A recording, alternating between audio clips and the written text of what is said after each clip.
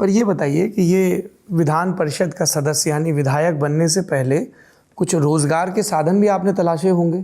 किसी ने हमें बताया कि आपने एक दोस्त के साथ पार्टनरशिप में फर्नीचर की दुकान खोली थी। हाँ, वो ऐसा हुआ कि मैं जब स्टूडेंट लीडर था तो एक नागपुर के झांसी रानी चौक में एक रेस्टोरेंट था।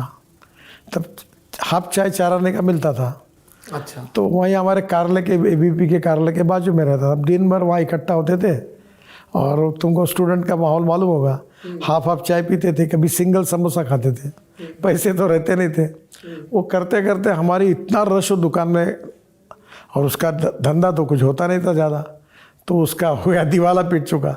तो एक दिन उसने कहा कि आप लोग तो मेरे परिवार जैसे सब लोग आते हो, पर अब मेरा धंधा ही नहीं चल रहा, मुझे नुकसान में हूँ। तो मैंने बोला ऐसा करो, कुछ नया सोचते हैं। फिर उसको मैं इधर उधर धंधे का गाइडेंस। नाम क्या था उनका?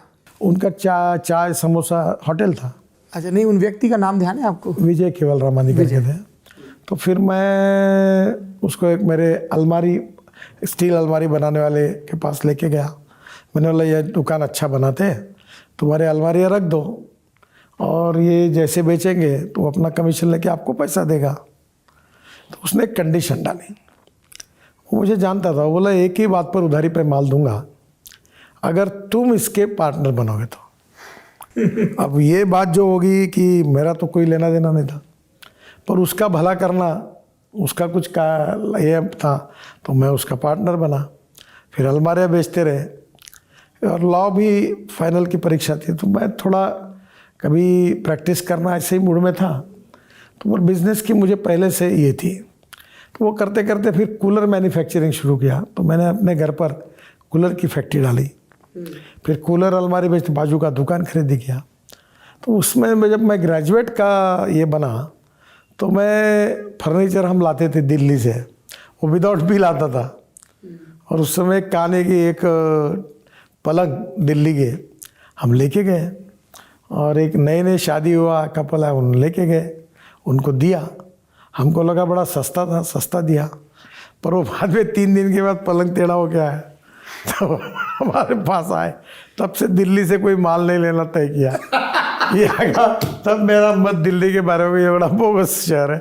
अच्छा, बिल निकाला हमने, टैक्स भरा, तो उसके ऊपर एस्टीमेट लिखा था।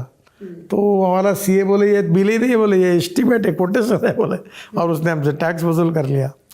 तब ध्यान में आया कि दिल्ली की दुनिया अलग है। फिर वहाँ काम करते करते फिर मैंने एक MIDC में मेरी शादी हो गई। मैंने एक फैक्ट्री डाली निखिल फर्नीचर मेरे लड़के के नाम से। वो करते करते फिर मैं, ये किस चीज़ की फैक्ट्री थी? स्टील फर्नीचर की थी, पाउडर कोटिंग वगैरह थी, बड़ी फैक्ट्री थी। MSFC से लोन लिया था। पर उतने में मैंने फिर जब हम MLA बना तो वहाँ विदर्भ में लगातार कांग्रेस जीतती थी, BJP हारती थी, हमें कोई भविष्य नहीं था। 2-4 MLA आते थे। तो मुझे लगा कि हम लोग अगर शुगर फैक्ट्री खोलेंगे तो हमारी पार्टी बढ़ेगी। तो मैंने एक शुगर फैक्ट्री का हिम्मत लगाई। उसमें मैं बहुत अड़चन में फंसा। क्या अड़चन आई? अड़चन में उसके लिए जो कैपिटल था वो नहीं मिला, बैंकों ने शुगर का लोन बैन किया गया था। तो करते करते मैं फिर बायोफ्यूल, इथेनॉल, फिर एक शुगर फैक्ट्री शुरू की मैंने। फिर 2 शुगर फैक्ट्री शुरू हुई, इथेनॉल की फैक्ट्री, फिर ग्रीन पावर, फिर वही एग्रीकल्चर में मेरे घर में खेती थी, तो एग्रीकल्चर मेरी पैशन बन गई।